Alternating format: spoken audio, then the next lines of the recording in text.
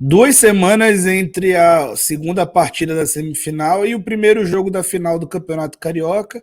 E Vitor Pereira tem algumas missões a corrigir no time do Flamengo. É claro que em vários aspectos do jogo a equipe ainda não está jogando bem. Existiu oscilações ao longo do período, atuações boas e atuações muito ruins, como foi a da última partida. Mas há um ponto em específico que se mantém irregular no sentido de não estar legal e o Flamengo precisa, Vitor Pereira precisa trabalhar nisso urgentemente. Eu vou trazer aqui nesse vídeo. Então, deixa o teu like, se inscreve no canal e vamos falar sobre tática sem tatiquez.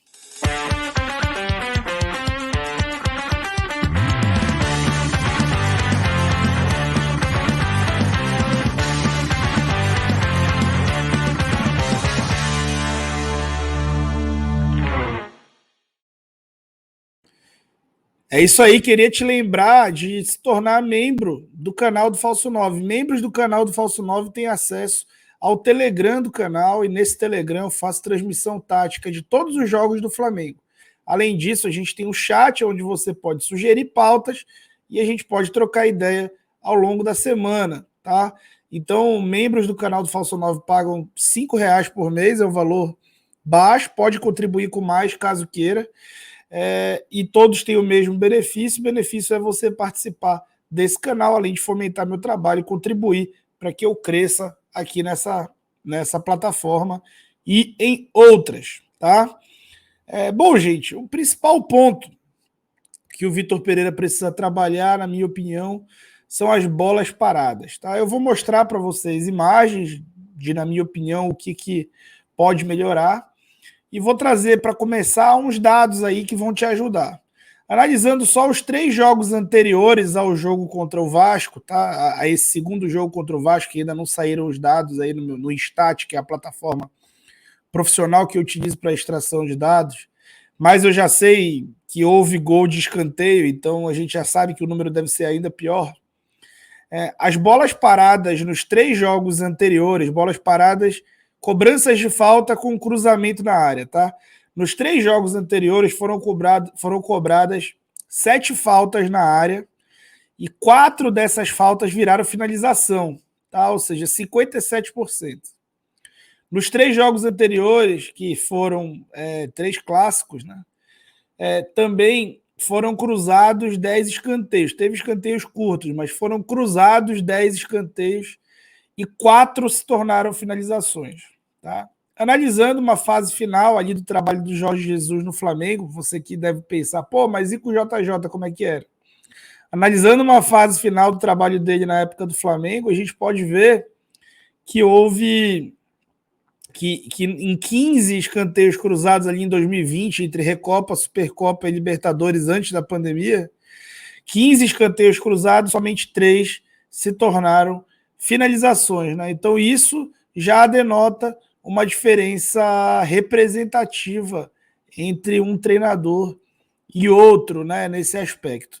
É bom lembrar também que houve, durante o período do JJ, o início que a bola parada realmente esteve muito ruim.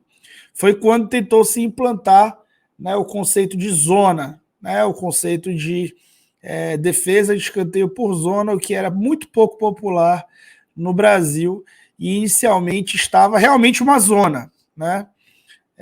Existem documentos aí formais, inclusive o livro do Theo Benjamin, Outro Patamar, coloca isso como um capítulo específico, né, de como as bolas paradas, antes de se tornarem muito boas, a defesa de bola parada, era realmente muito ruim e o time sofria muitos gols nesse fundamento. Então é sempre bom lembrar de que isso realmente leva tempo para ser treinado e que pode o Flamengo estar sofrendo por isso. Mas vamos falar um pouco aqui sobre os problemas, né? O que na minha opinião, pode melhorar. Vamos começar com uma imagem que foi o gol, né? O gol sofrido contra o Vasco, que condicionou, na minha opinião, todo o jogo. Né? Tá? Na minha opinião, o Flamengo vinha fazendo uma boa partida ali, de razoável para boa, até o gol de empate do Vasco. Inicialmente, o Flamengo com uma boa produção ofensiva e defendendo bem contra o Vasco, mas aí esse escanteio condiciona todo o jogo. Gente, o Flamengo faz o escanteio, a defesa de escanteio em zona, tá? Essa defesa em zona, ela gera um L aqui que eu vou mostrar para vocês na frente da área normalmente. Um jogador defende o primeiro pau e outros, um fica mais ou menos aqui no limite da pequena área para defender essas bolas ali na primeira trave também de quem vai entrando em velocidade. E 3 jogadores aqui, ou até 4, ficam defendendo a amplitude aqui da meta, da baliza, na linha da pequena área. Tá? Isso é para tentar estar no local onde a bola geralmente cai. E aí, não tinha ninguém nesse setor e o Pedro estava dentro da pequena área, sendo que o Pedro Raul já estava sendo marcado aqui pelo Gerson e pelo Thiago Maia, além de ter, por estar dentro da pequena área, ter a possibilidade da saída do goleiro. Tá? Pedro acabou se posicionando como um a mais nesse setor e não houve ninguém para combater aqui o Campasso. Então, o posicionamento correto do Pedro era para ser ali na quina da pequena área, ou dele, ou do próprio Thiago Maia, para que tivesse realmente coberto essa zona e o que não aconteceu. Tá? Aqui você vai entender um pouco melhor como normalmente funciona. Tá? Então, aqui, a zona protegida, né? O Pedro Raul, de novo, dentro do gol. Isso foi um outro escanteio no primeiro jogo. Um jogador com ele, tá? Marcando aqui o Pedro Raul. O Pedro Raul está até dentro da baliza. Os 3 jogadores protegendo a zona. Um jogador protegendo aqui essa entrada na quina da pequena área.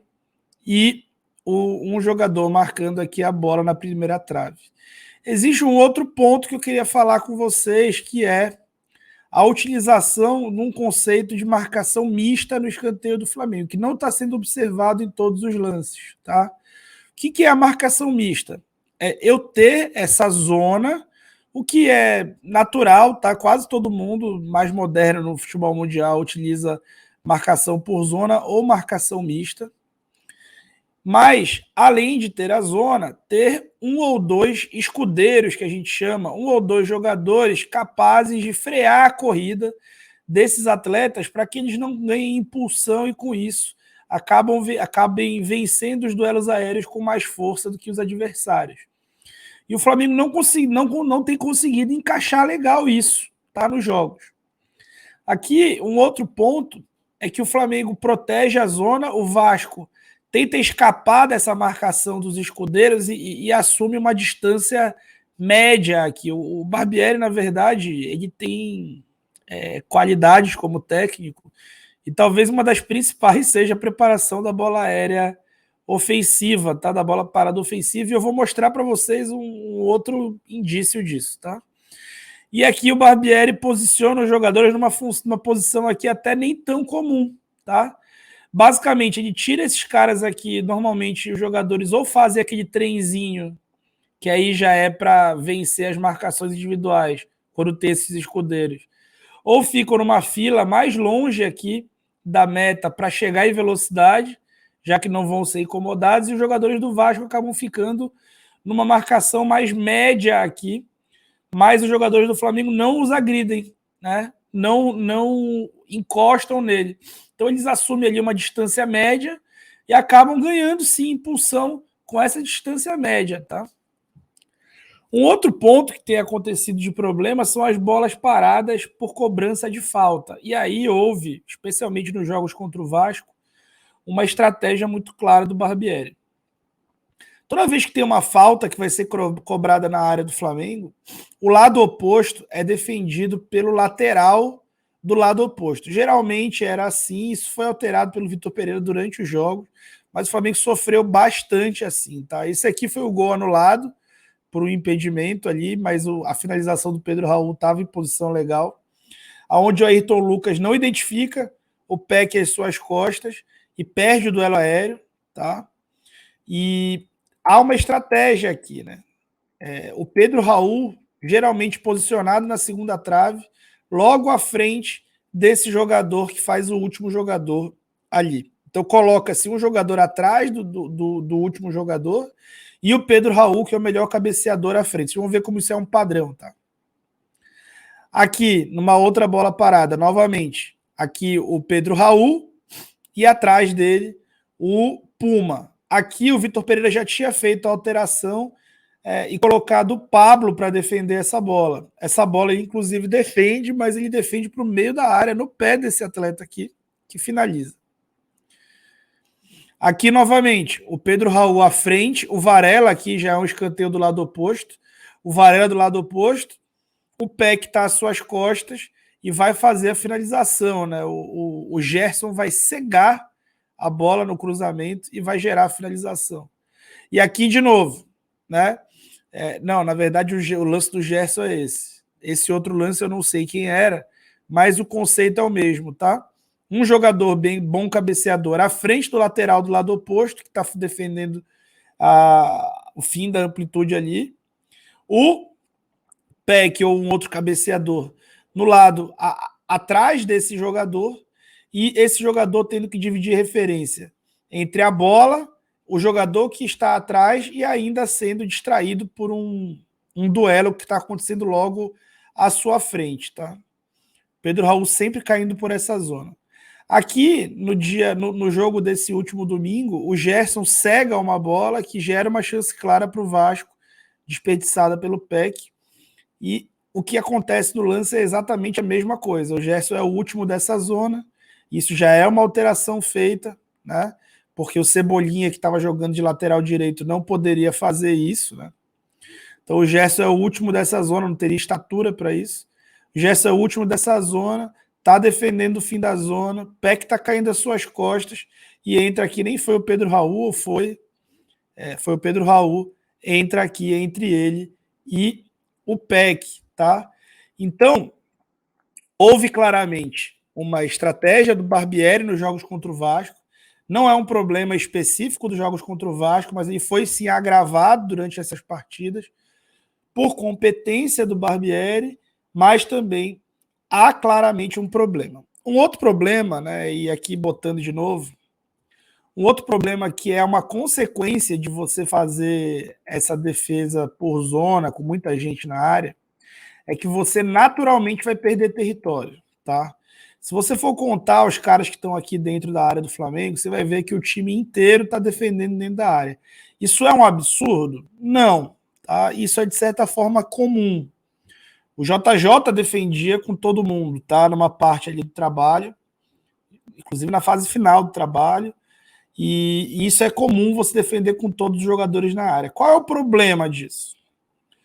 Você naturalmente acaba gerando novos escanteios, acaba gerando laterais no campo de ataque do adversário, você acaba naturalmente perdendo terreno. Por quê? Né? Se você toma essa bola, você não vai ter alguém posicionado mais distante dessa zona para receber esse passe e desafogar o time.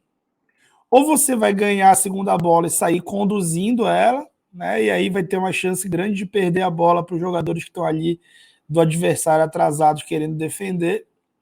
Ou você vai isolar a bola ou pela linha de fundo ou pela linha lateral e continuar perdendo território. Tá? Então, os times que defendem assim, e esse é o caso do Flamengo, eles acabam, se o adversário tiver uma bola parada forte, eles acabam ficando acuados dentro da sua área por mais tempo do que outras equipes.